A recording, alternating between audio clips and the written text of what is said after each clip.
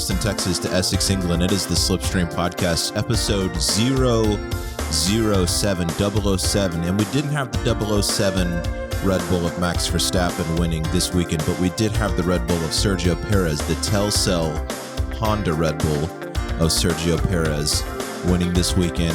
Baku, Azerbaijan, great weekend. James Lingfield joins me once again, as always. How you doing, man? I'm good, man. I think it's very apt that on episode 007 we had an Aston Martin that stole the show. Yeah, I think we couldn't have planned that better if we tried. We really couldn't. I didn't see that coming at all. That entire race was incredible. Like they should just have a two lap sprint to every race. It is good. Well, so we have a race. We're gonna end it 2 laps early, and then we're just gonna sprint again.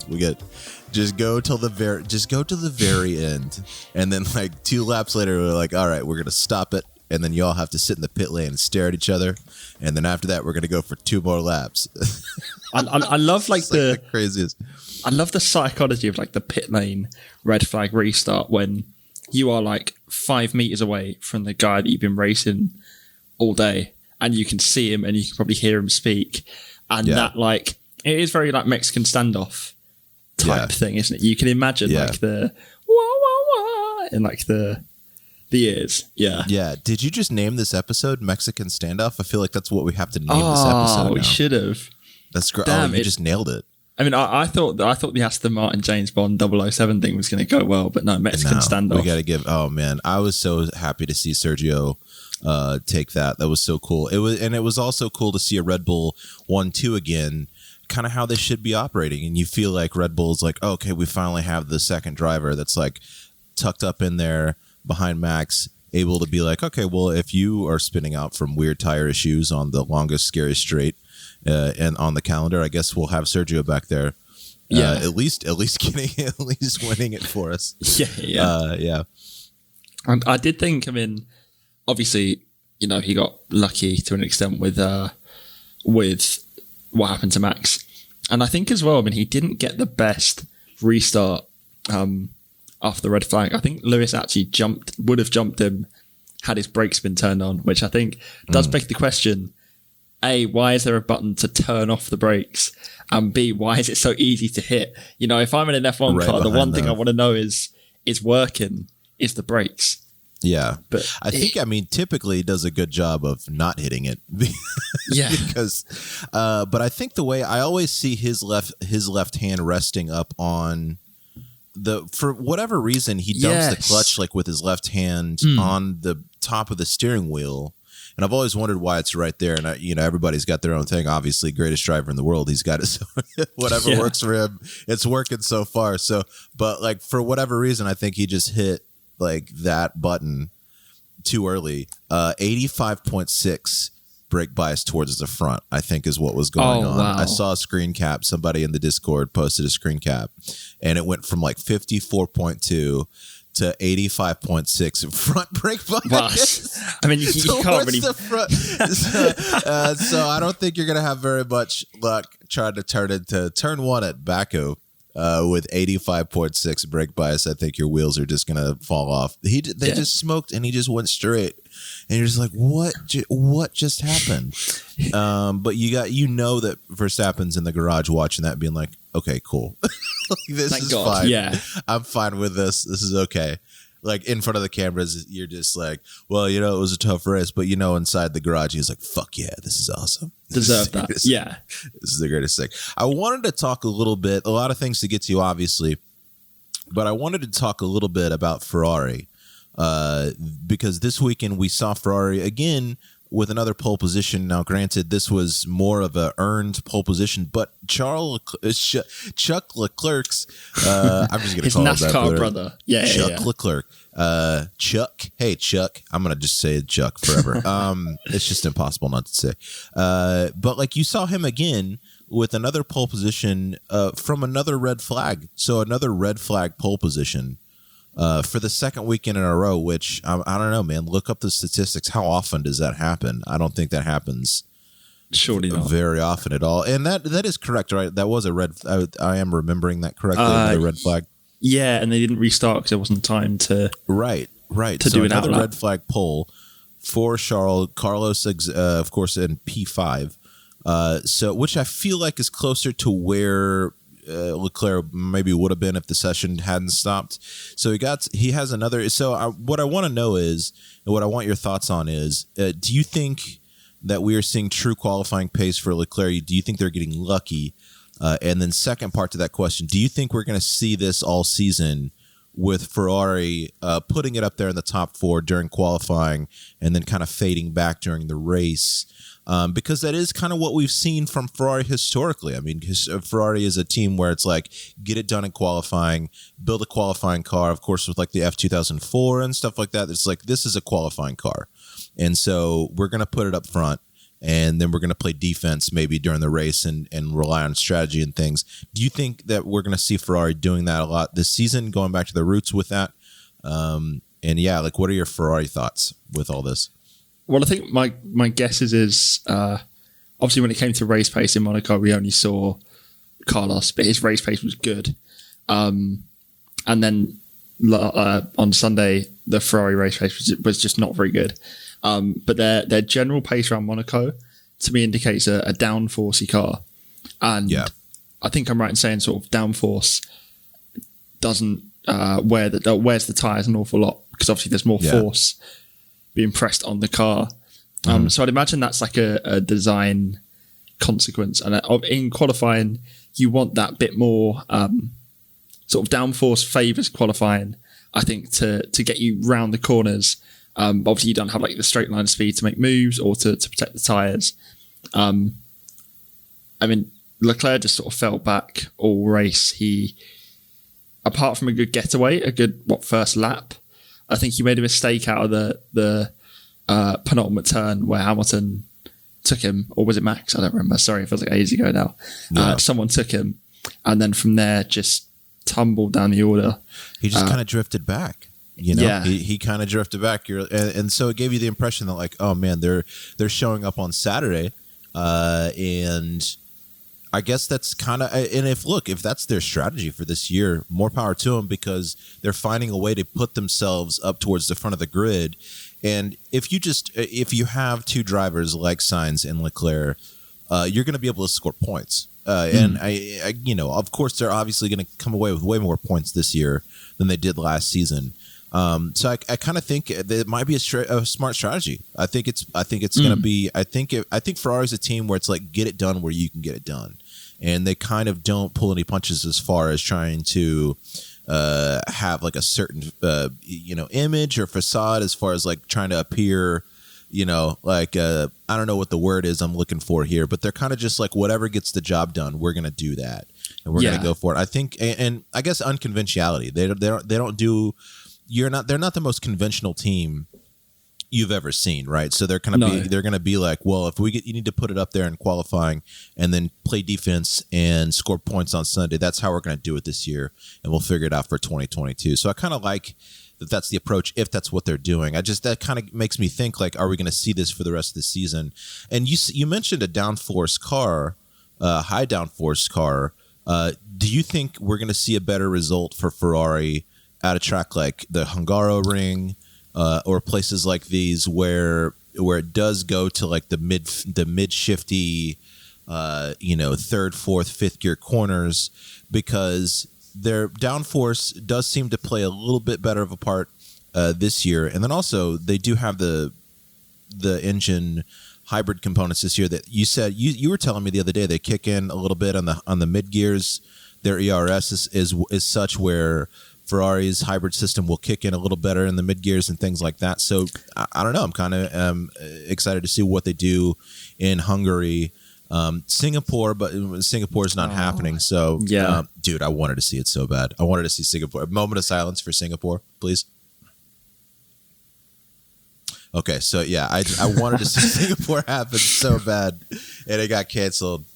And man, you would think that Singapore, I guess it's switching topics for a little bit, you would think that Singapore would I don't know. They just seemed like a country that was able to get COVID under. I don't know what their situation is. I haven't really looked into it, but you would feel like that race is one that could probably happen. I guess there's a lot of travel complications going on with that.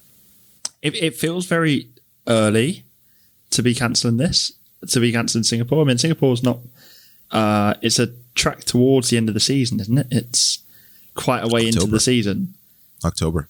Yeah. And for them to, I'm no virologist, but I mean that seems very early when there's other countries. I mean, like the Brazil, for example, is not good at all with COVID, but the no talks about cancelling Interlagos, which obviously as a neutral you are absolutely delighted to see, because it is one of is it the best track, would you say? Interlagos? I'd say it's up definitely there. One of my favorites. I mean, it's a classic, it's one of the only tracks on the calendar where you can look at it and be like, you have, pictures of Senna rounding the final corner and stuff like that. And it's still there. You could still watch it and be like, oh, that's where all these iconic drivers have driven. And so it's one of the few, it's like the Yankee Stadium almost of F1 or something like that, or the Manchester United Stadium, where you're just like, oh man, it's so classic. But it is surrounded. That's a good point. It is surrounded by like just bodegas and things like that. It's like if you look at the overhead of Interlagos, it's like an overhead shot of World War Z, where you're just like, there's all this poverty and stuff happening over here, and then there's this like pristine F1 track, literally bordering, and that's kind of how Brazil is too. You've seen pictures of like just hotels, extravagant hotels in Brazil. And it's just balcony, pool, and then directly under it is just like shanties for miles. And you're just like, what is going on? I don't think it's something that we get to experience a lot in Western countries. No, that much. Definitely. I don't think and that's the interesting thing about this sport is you see a lot of situations in other countries. You're like, man, this is a different world, not necessarily worse or making any judgments or anything, but you're just like, this is different. It's just different. I haven't seen that stuff before. I think that's what's so great about it. I mean, particularly the older tracks, they have so much character and they're so localized.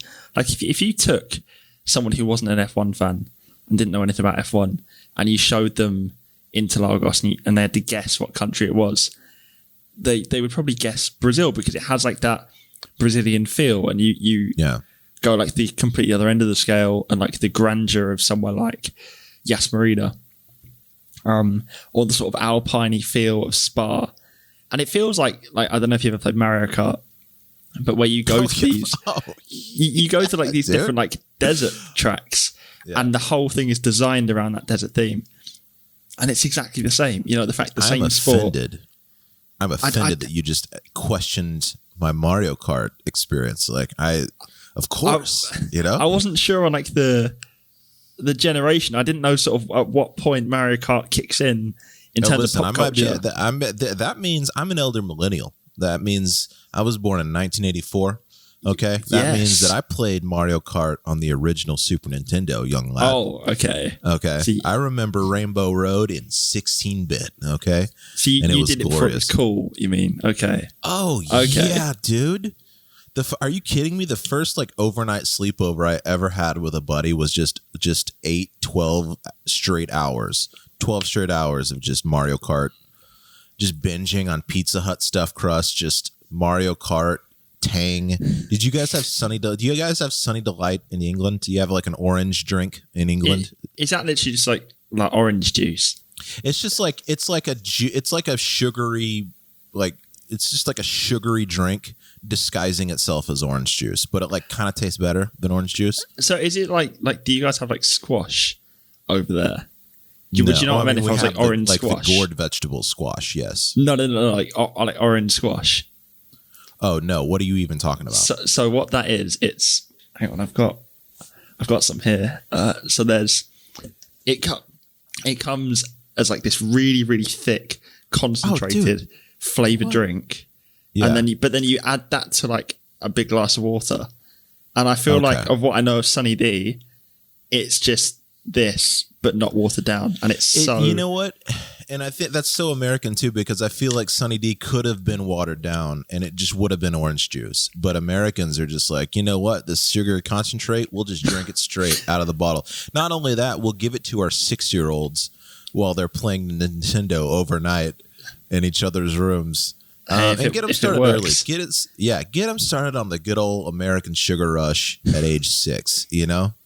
because no complications down the line with that at all. Just get them going. Whatever shuts them up and puts them in their rooms. All right, that's how we do it. It's what the founding fathers would have wanted, isn't it? It's the American dream. Sonny D is the American dream. Benjamin Franklin would have wanted Sonny. Benjamin Franklin would have been down with Sonny Delight. He would have done like a Sonny D and vodka type thing. He partied. That's the thing about the founding fathers. You read some of them, you're just like, what? Benjamin Franklin was a badass. Like, what's going on? Like, and then Benjamin Franklin went to France and then sat in a spa with 14 French women for 8 months. You're just like, wait, hold on, what? We've all been in there. Our history books. Nice. Yeah, we're just like, oh, okay, well, I think I'm going to be like this guy. Anyway, James, back on track, pun intended. We're going to go, 007, let's keep with the 007 theme. Let's talk about Aston Martin. Let's talk about Sebastian Vettel. Let's talk about the tragedy of Lance Stroll. Moment of silence for Lance Stroll. On that straight, he was terrified, by the way, and I was terrified when he bended. And then watching that T-cam, man, I was scared, dude. And as soon as he stopped on that part of the track, I had Uber flashbacks, man. Yeah, and it was tough. So I'm glad he was able to get out of that car, and I'm glad that, man, dude, Seb, P2, incredible. That's his best finish since what, 2018? 2019. I think it was Brazil 2019. Did he do P2 2019? Yeah, he definitely 29. Yeah, he. Don't quote me on that. Yeah. So he got a podium last season, but it was a third in Turkey, and this is the first time he's been back. And wasn't his radio just like absolute audio dopamine? It was just the best thing to hear him back, properly back. Yeah. It was really neat.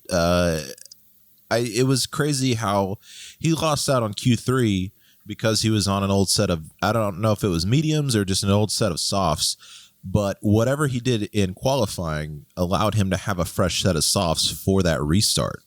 And so he misses out on Q3 Saturday. He's heartbroken.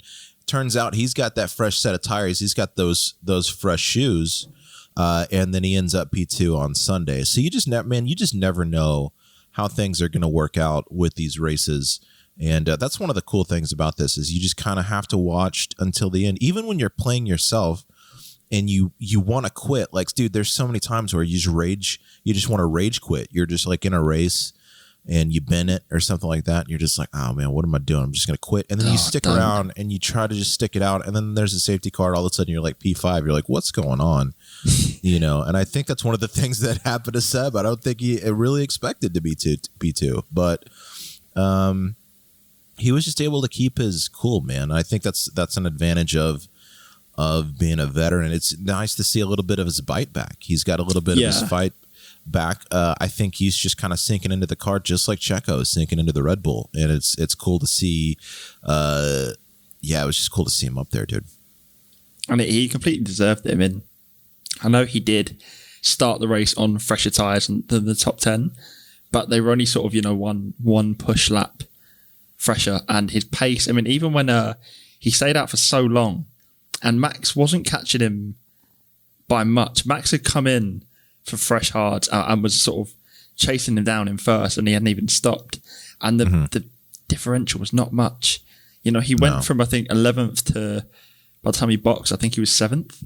Mm-hmm. And with fresher tyres, that's an amazing job. And then how aggressive he was on the restarts, how it was like the old Seb. It was so good to see. Where did he start on that restart? The safety car, the red flag, or the red flag restart.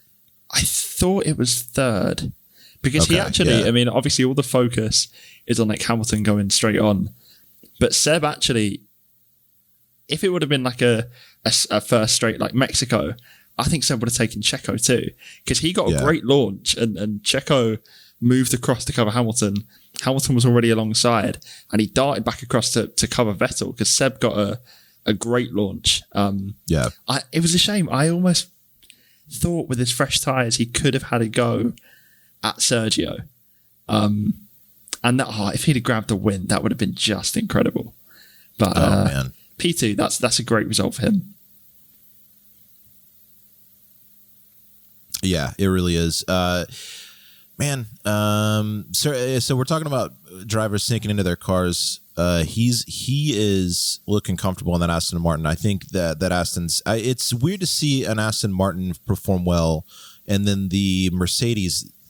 What's going on? And I will say this is something that I actually meant to lead the episode with this, but this is something that I will stick to through the rest of the season, and maybe the rest of the time I'm a fan of the sport, is when Mercedes falters, F1 thrives. When Mercedes does bad, Formula One sees its better races, and I don't know why that is, but it's definitely a pattern I see for this season at least, and definitely last season, but it was just so bizarre. It was bizarre seeing those Silver Arrow logos so far down. It was weird seeing Bottas just in P10 all day and not able to make any sort of moves. And you've heard this around the blogosphere a lot, and with different podcasts and different commentators within the Formula One media, but he is not that aggressive of a driver. If you put him back down on the grid, he's not able to overtake and fight his way back like a Hamilton or like anybody else in that position. He's just not able to do it. He kind of stays down there. It's like he's almost just defeated down. I look at the grid and I look at the list while I'm watching the race, and I just picture Bottas and his face next to that logo, just like sulking in P10, just like mad, and he's like not able to do anything for the rest of the day. It was an utterly miserable weekend. I think the actual qualifying, it seemed like him and Lewis had very, very different setups. So maybe you can put that down to he got unlucky with setup. But I mean, all day, I'm pretty sure I'm right in saying he didn't make a single on-track overtake. And you can blame the car all you want, but that's racecraft. And even on the safety car restart, there's a clip I saw. He lost 4 positions in 6 corners, and that was nothing to do with pace. It was like you're watching the onboards, and it's like he's not even looking in his mirrors. Like Ricciardo, he goes up to turn 1. Ricciardo right around the outside doesn't defend. Alonso's next, and then Sainz next. Even Giovinazzi gets in. And I think Russell, I'm sure wanted to pass him if he'd have had the opportunity. And I saw a very good tweet from someone that said if Russell manages to overtake Bottas, he won't earn a point, but he'll be making one. Right. And that's very poignant, I think. I think this weekend surely has confirmed that his time in that Mercedes is up. I think he's about P6. I think so, man. In the championship. I think so. And he's definitely not earning that spot at all. No. I think Russell's hungrier. He's younger. He's more of the future of the sport. Bottas has had a great run, but for whatever reason, especially with these second drivers, it's like when their time is up, their time is up. Like it's just you're just like, oh, it's very obvious. You're just like there's never like an ambiguous second driver replacement. It's almost like they just fall off a cliff or they stumble so hard that you could see the blood from a really far distance away. You're just like, okay, well, this is obviously not going well. It's never a thing where it's like, oh, that's a surprise. It's just like, oh, this is obviously what's going to happen. So it's like seeing a foreshadowing in a movie. You're just like, oh, this is definitely about to be the end for. I don't know, man. It's just it was just bizarre. It was weird seeing I feel like you could chalk it up to strategy, but also I feel like you're a Formula One driver. Fucking figure it out, just like figure out a way to make it happen, regardless of the car setups and things like that. But it is interesting. I have heard a lot about how with these modern cars, it's less about driver feedback on how to set up the car, and the team is just like, okay, we're going to set up the car like this. It's your job to drive it, which is kind of crazy. I thought it was always like, I don't like this about the car. I don't like this, and they're like, okay, we'll change it to suit the driver. But especially with Bottas, I think they're just kind of I don't know, man. I don't want to speculate too much, but I just feel like it's your job to figure it out, make it happen. I mean, you're the one that's on there when the rubber meets the road, and he's just unable to overtake. That's the craziest part. So I don't know what's going on. I think what we're seeing right now is Mercedes cresting that mountain. I think I think they peaked. I think that did they peak? Did they peak in 2020? It was the W11 like the greatest race car ever built in the history of mankind, because it sure seems like it was.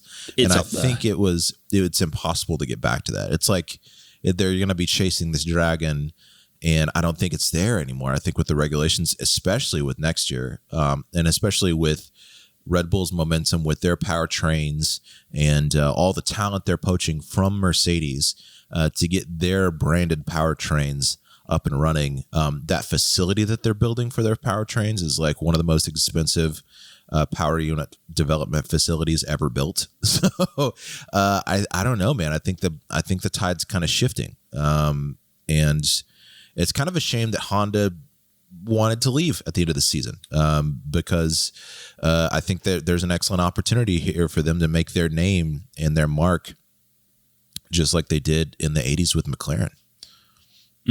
I agree. I think that what we are seeing to an extent with Mercedes faltering is we are really seeing like how good Hamilton is.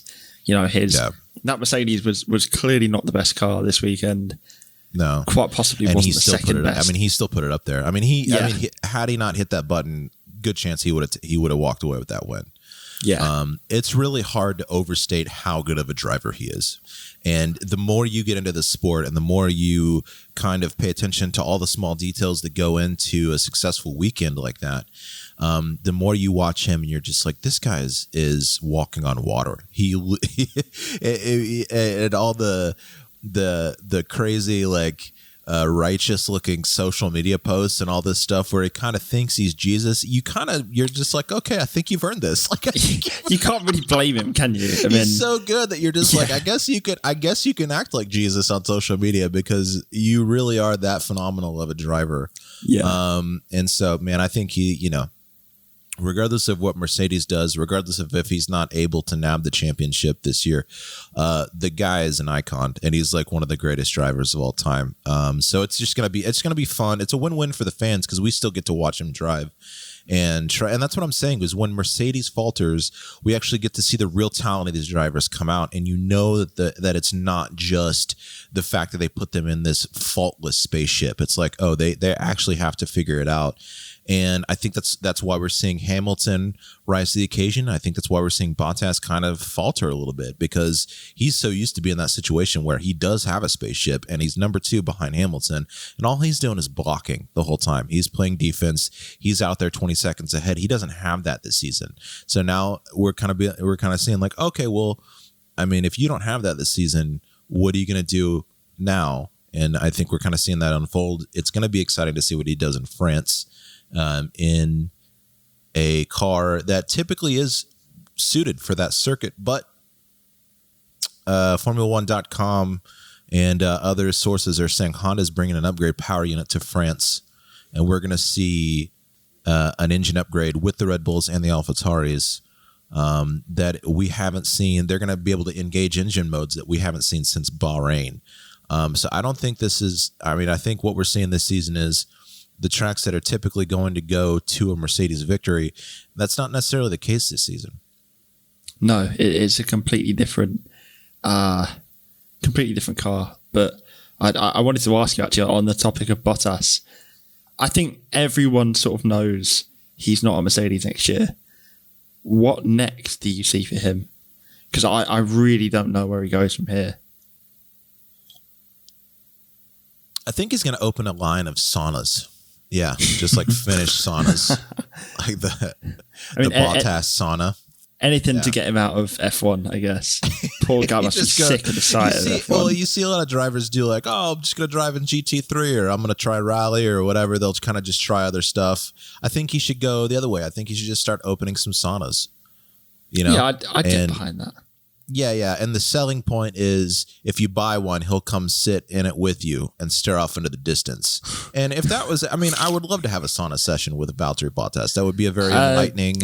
It would be fun. It would be fun. It'd be clothed. fun. Clothed. I saw way too much of Valtteri Bottas once on Drive to Survive. Never again, and not in the flesh. That's not something ever to be repeated. That's You know what? I've actually never been in a sauna. I don't even know what the deal is with that. I don't even know. What do? You just sweat a lot? How does that go? It doesn't seem like I haven't either. Not a pleasant experience at all. Like I've been in like hot tubs, and even then, it's like quite often uncomfortably hot for too long. And I think, why would you pay to sweat next to a load of strangers? And it must be so unhygienic. It's a rich guy thing. It is, yeah. Yeah. Is it a rich guy thing? They have like secrets, rich people, about life. Or I even think like one rich guy said, "Oh, do this. It's cool." Yeah. And then they were like, "We have to do this," and they don't actually enjoy it. It's things like caviar. That doesn't look good at all. But one rich guy did it once. There's a lot of rich guy things or rich person things where you're just like, I think the rule is like, all right, so we have all this money now. I guess in life we'll just do all these things that aren't really enjoyable, and then we'll act like they're enjoyable, and that's how we do it as rich people. We sit in rooms together and we sweat, and just like sweat. Not only sweat, but we sweat together quietly. We just sit in a room. Whoever thought of that? They're just like, all right, so I've got an idea. It's called a sauna. And basically there's just like a big pot with hot rocks in the middle. And we all sit in there in towels and just sweat and just kind of stare at each other. It's like a little mini stadium seating arrangement type deal, So why and are then you other looking? rich guys are like, yeah. Why is everyone facing inwards? Why are you looking at each other? It actually feels, I think in concept, it feels really tense. Could you imagine being next to total strangers, almost completely naked, being awfully dehydrated? That must be like a tense experience. Yeah, I don't know. I gotta try it, dude. I just got a gym membership, and one of the branches of the gym membership I got has a sauna in like the one facility that's like near the place where I'm about to move. So I think I'm just gonna go do it, and then I'll report back. I'll have a sauna report. We'll do like a sauna report in a few months' time, and I'll tell you how it is. But yeah, man, I don't know. I don't know where he's gonna go. Quite frankly, best of luck to him. But I think we've got other drivers that are hungrier. I just think and look, he's had a great career. He's amazing. He's an amazing driver. He's done an incredible job for Mercedes the last 4 or 5 years, and Williams before that. But I just think if there's not a seat for you, there's not a seat for you. And I don't know if he's got a role in this as far as, an active driver for 2022. I think they're going to take that opportunity to just kind of cut it and bring. I want to see Russell in there with Hamilton. I want it. I know I'm not the only fan that wants to see George Russell in a Mercedes, especially after what he did in Sakir.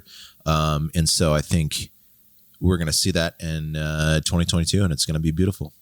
And I'll buy one of Valtteri's saunas, and I'll watch 22 from a sauna. We'll just watch every episode from a sauna. But yeah, man, I'm excited to see what Honda does with this upgrade. I don't know what exactly it is. I got to read more about it, and I guess we'll have some more details about it after the France episode, and we'll figure out what exactly they did to their Honda engines.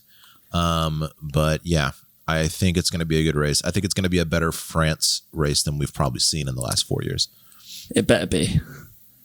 It better be because it's not a good circuit as is. You don't like it? You don't like it too much? No, I mean, when was the last good French GP? I don't know. I can't think of one off the top of my head. I don't know. But the last good French sandwich I had was a few weeks ago, and it was an amazing banh mi, I'll tell you that much. Oh, great shout. France, make your racetracks as good as your sandwiches. I mean, you make a good sandwich, you can't make a good racetrack. I mean, let's get this going. You got the bread nailed. All right, let's work on other aspects of your society, like your racetracks, says this guy from Texas that's never been to France. So yeah, all of France, listen up. There's one guy here who knows better than the rest of you. Listen, France, I got some tips and tricks. But yeah, man, I don't know. It'll be fun. You know what? I like looking at it. It's a good track. It's a good looking track. At least doesn't provide the best races. I'm just kind of excited to see what happens this year. I think this year is going to be more of a toss up than any of the others previous. We didn't go to France last year, did we? No, we skipped it.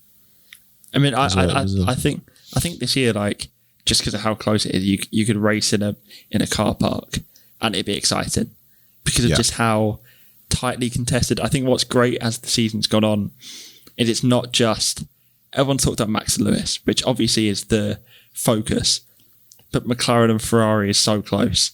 Alpine, Aston Martin, and AlphaTauri is so close. You know, even like Williams, I feel like I go into every weekend genuinely thinking they could get points. You know, I mean, Latifi, I think if he wouldn't have got a penalty, would have finished, I think, P13.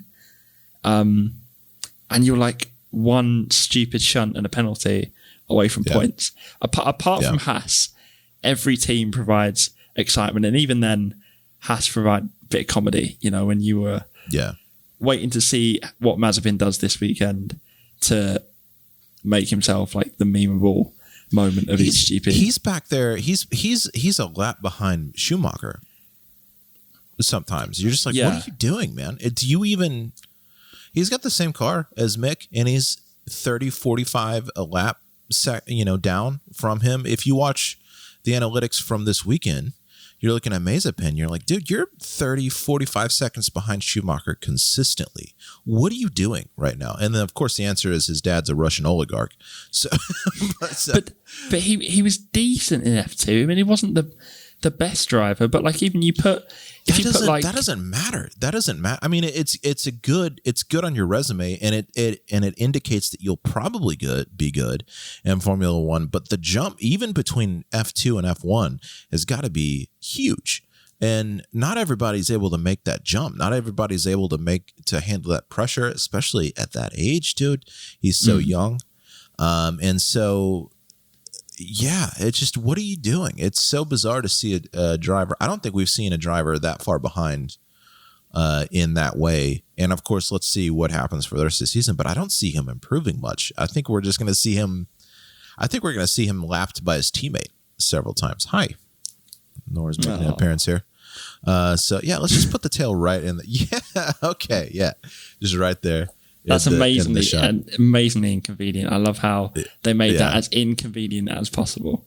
Yeah, cats will do that too. They'll just be like, "What are you looking? Are you looking at this? I'm going to stand between you and this, so you give me attention." So, and yet we're the fools that pay for them and keep them. So really, I do. You know something that made me feel very stupid.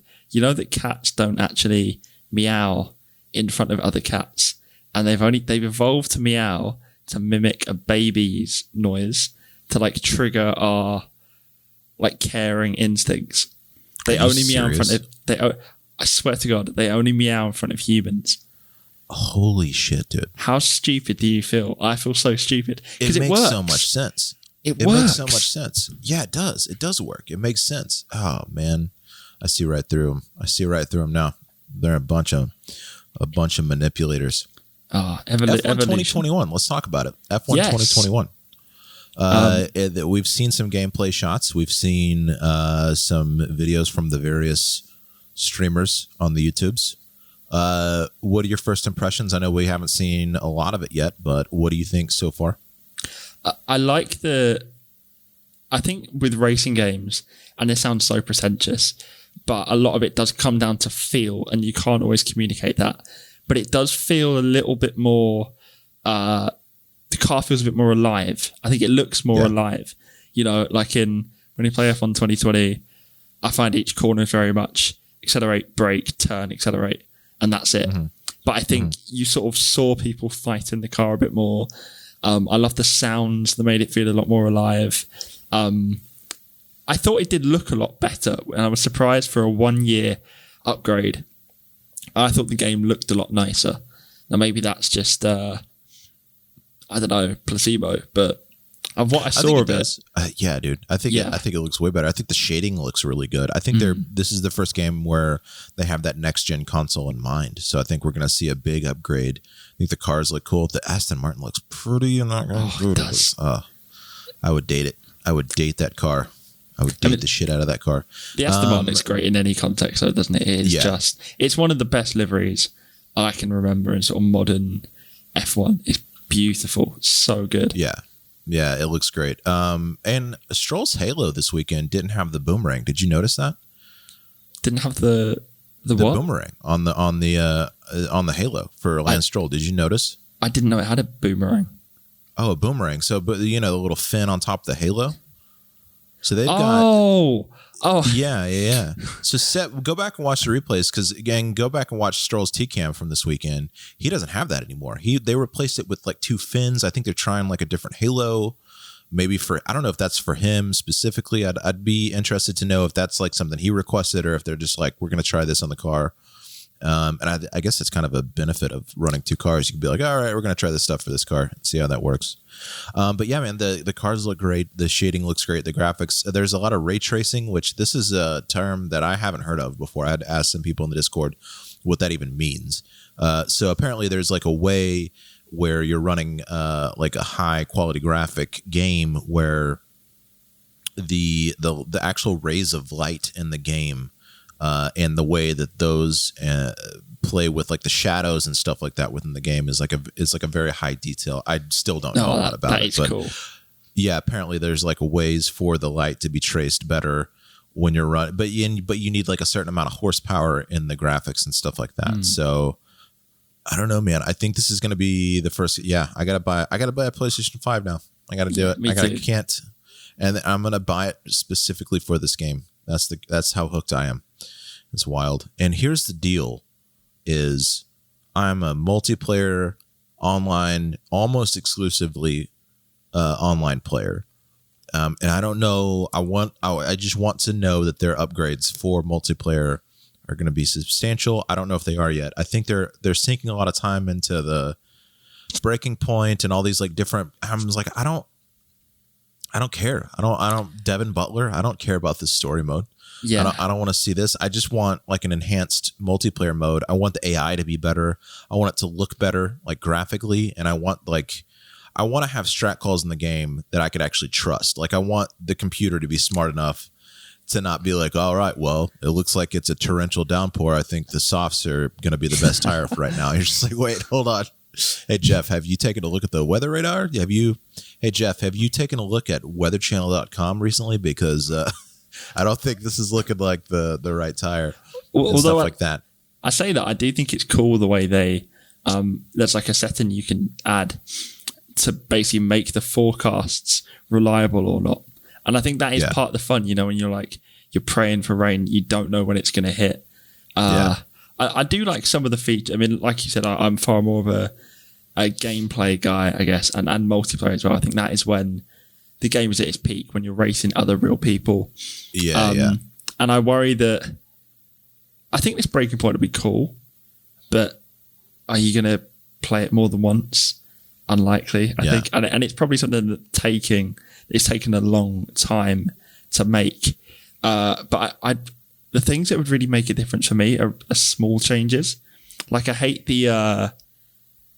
I get that it rewards precision, but I think the track limit system in the game is so strict. And I think it's a shame because very rarely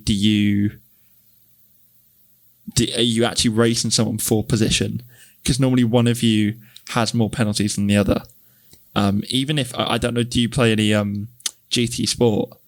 But the track limit is the edge of the curb rather than the white line. And I know that's not realistic, but then normally if you're using the edge of the curb, you'll lose in time anyway.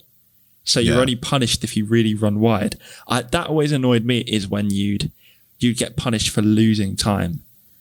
And it constantly has you on edge. I think things like that, double stacking really annoys me. It's like the team has no idea that another car's coming in. Even if you had to like call it in first, I think that would be cool if you got punished for not calling in that you were boxing.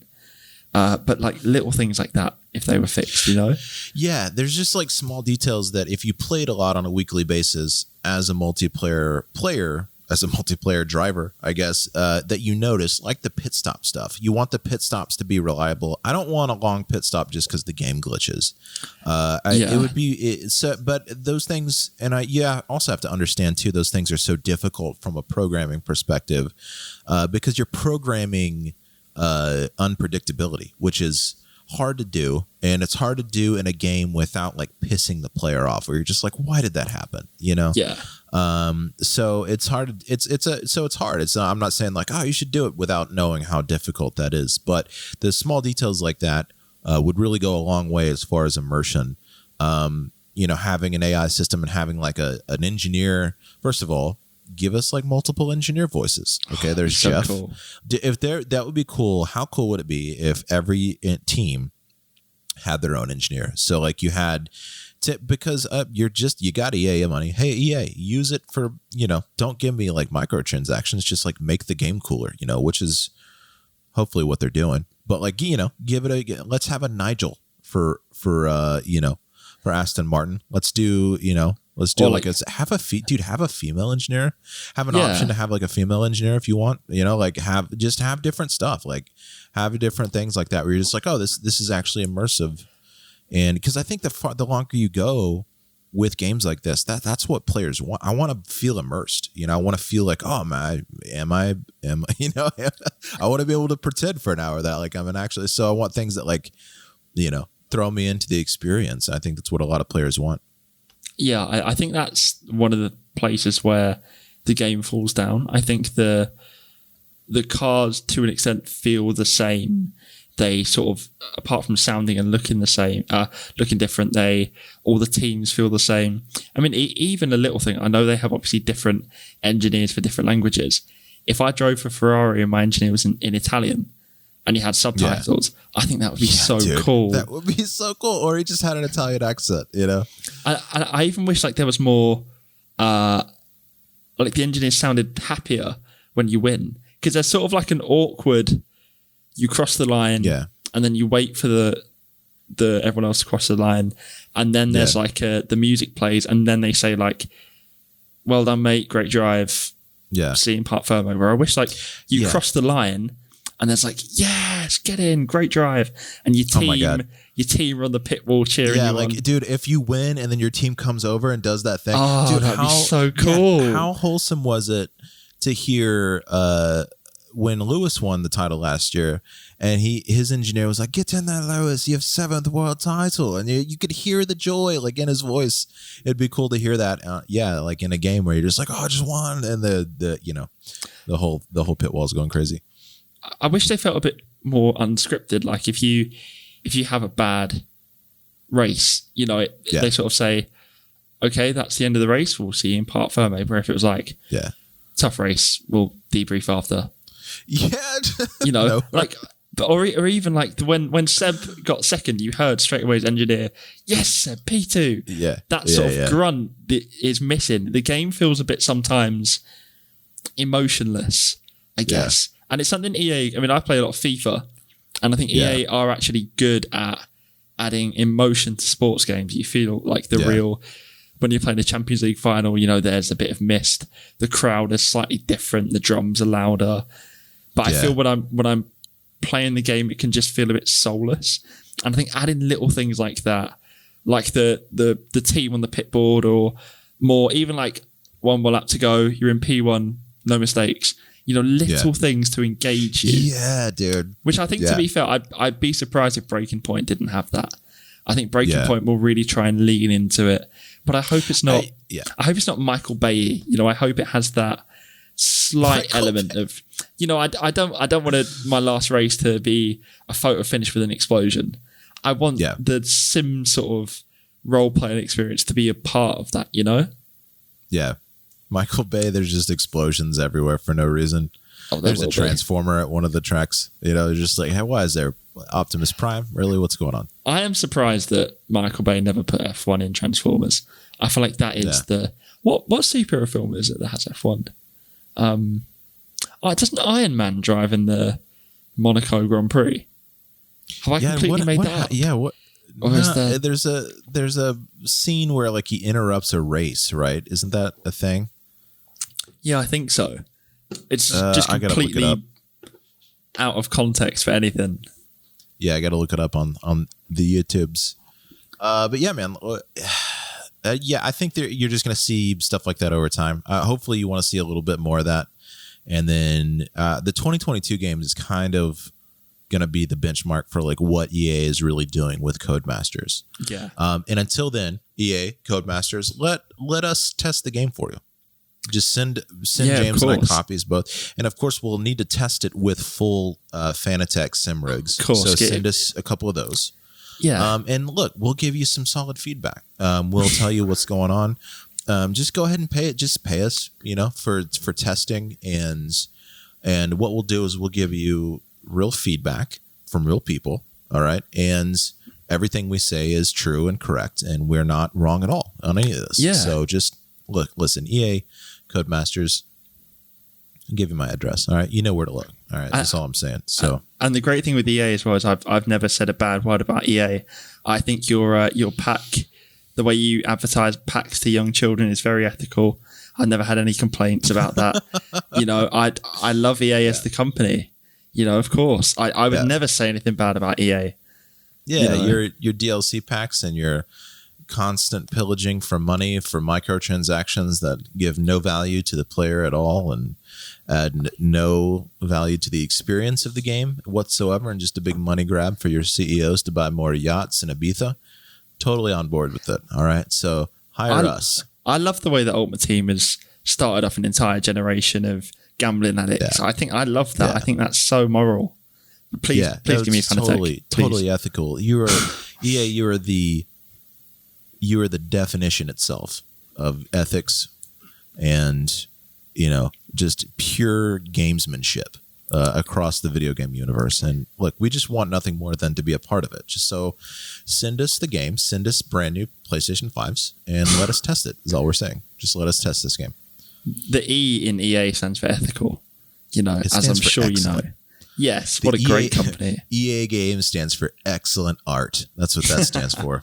So yeah, man, we'll see how it goes. Man, what are we at? 51 minutes. Let's do some Midwest F1 results from this last week. We did Spa this last week. We've got Baku coming up this week. So I've been going over my Baku times. Found a 10th last night, so I found like an extra 10th.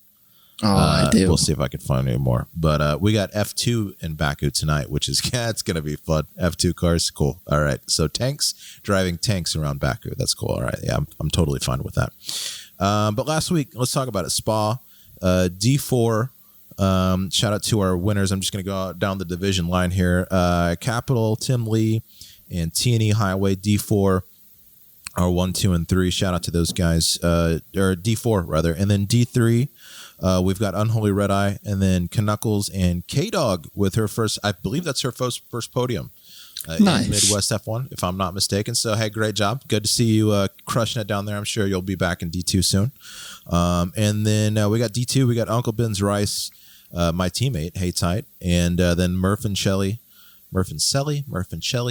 Cello? Do you say that like a cello? Hey, Murph and Shelly, cello. If you see this, let me know how you pronounce that name, because I'm just going to say Murph and Shelly because that's a little bit funnier for our 1, 2, and 3. And then D1, we've got Mystic Joker, F1, Gin it to win it. Gin it to win it or Gin it to win it?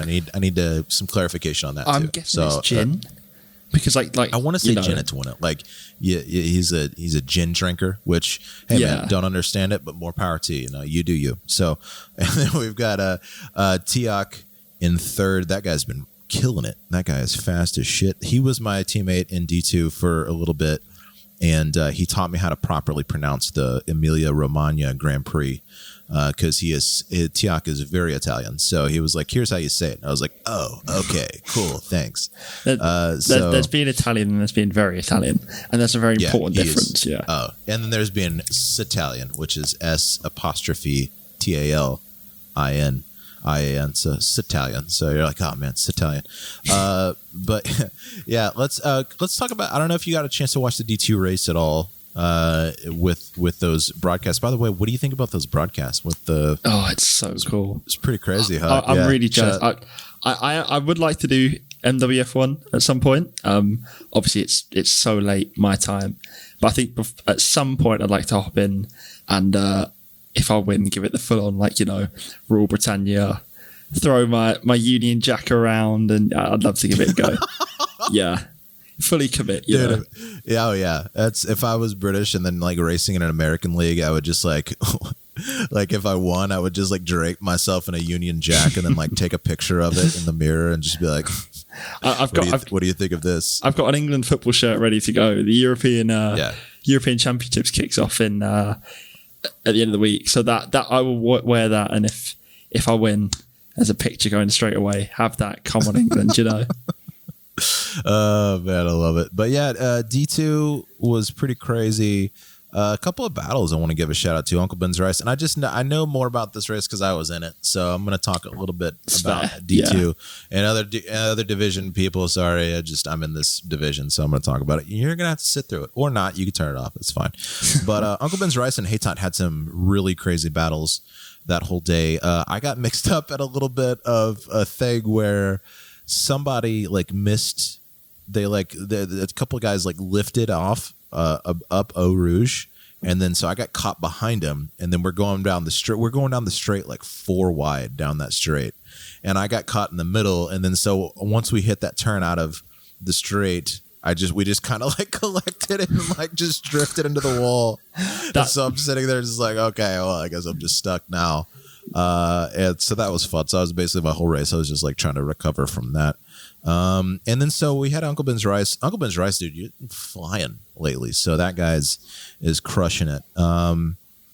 They had some really great battles for the lead. That was really fun. Shout out to Ray46 and ZGT, if I'm saying your name correctly. I saw some of those battles, and those were pretty crazy. A little bit farther down the grid, but that was really fun to watch.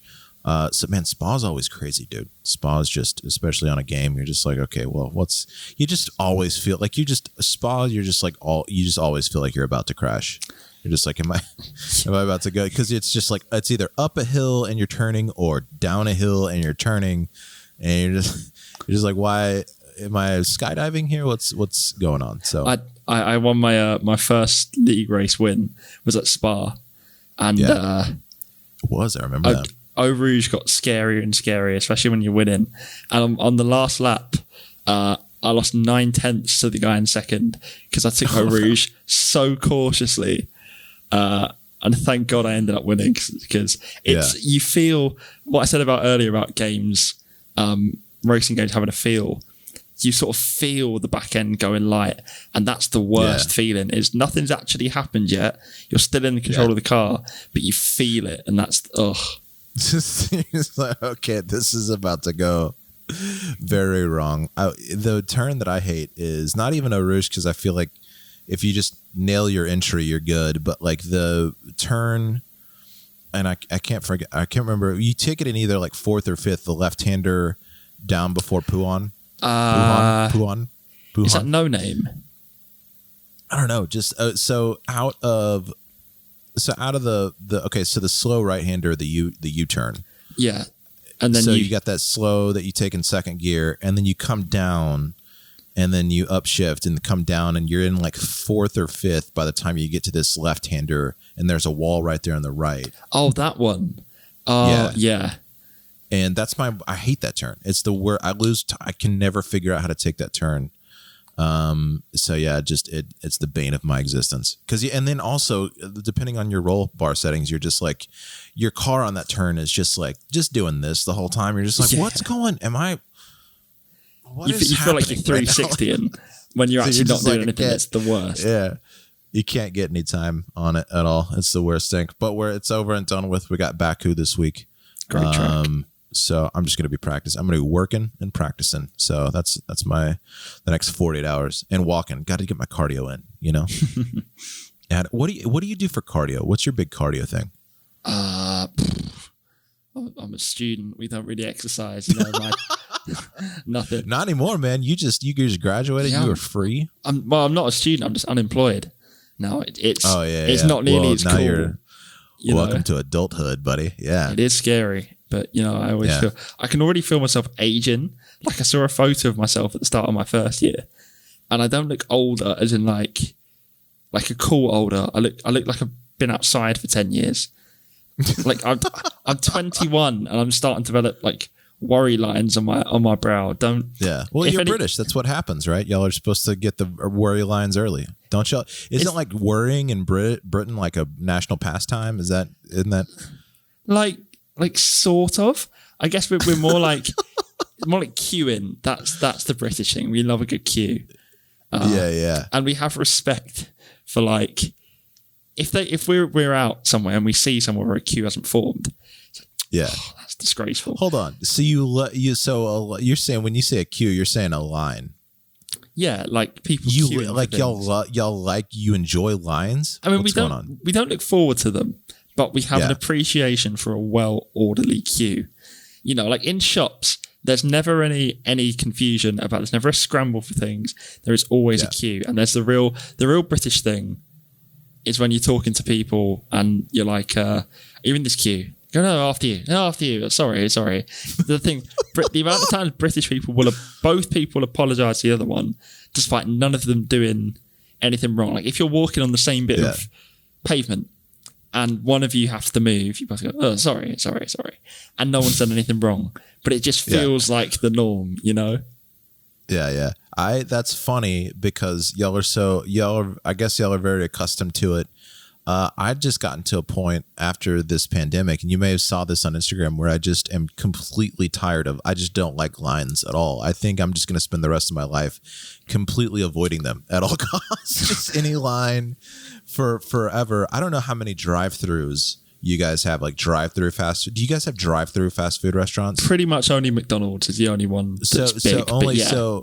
Okay, so we've perfected the drive-through in the United States. Like, you want a big sack of grease? We'll just shove it at you through a window in the United States, and we'll basically at this point we launch our food from the restaurant out of a t-shirt cannon into your Ford pickup truck, and that's how we eat here in America. That's just how we do it. And so we've perfected that science. And so the other day I was going to a restaurant and I just saw there was like a 45 car long drive-through. And I'm just saying, so it's so funny to hear you be like, we love to get queue. It's like, oh, well, that's what this looks like in the United States, and it's the worst thing you've ever seen in your entire life. No, see, that's traffic, and that's different. Queuing in a car is traffic, and we hate traffic. But queuing in person is order, and that's society at its peak. When there is an unspoken queue formed, that is society right there. Yeah, it is, and it's also something you get in England and not here, because people here, that's why we can't have nice things here. We just don't have the queue system. People don't know how to do the zipper thing out of a parking lot, and the merging. We need some lessons. We actually, the entire country, our entire culture just needs to take like a master class in lines. So if you could teach that, you could actually make that your job right now. It's just the line master class. Masterclass.com. Masterclass in lines sounds like a Guy Ritchie film about cocaine. I could get behind that. Yeah, is guy's name the Professor? Why is he named the Professor? He teaches a lot, right? He does cocaine. He does, He does a bit of the snow while he's dressed up in a very fancy 3-piece suit, huh? All right. I think we're doing Guy Ritchie impressions. I think that means we are at the end of this episode. James, pleasure as always. Appreciate it. Quick predictions for France. Oh God, 1, 2, 3. Well, I said Hamilton, Bottas, 1-2 for Baku. So Mazepin, Schumacher, Latifi. I don't know, man. I mean, I couldn't have been much more wrong last week. So why not? Yeah, I'm gonna go 1, 2, 3. Stroll, and Stroll for 1, 2, and 3. That's gonna have. He's gonna actually duplicate himself twice, and that will be the podium for France. So we could just see replays of him. Stroll. He's gonna land Stroll the entire race. I love that he's actually a meme. That's fantastic. Big fan. James, thanks for doing it once again, and we will see everybody after France in a week and a half. And this has been the Slipstream Podcast, everybody. And until next time, keep pushing. Take care, guys.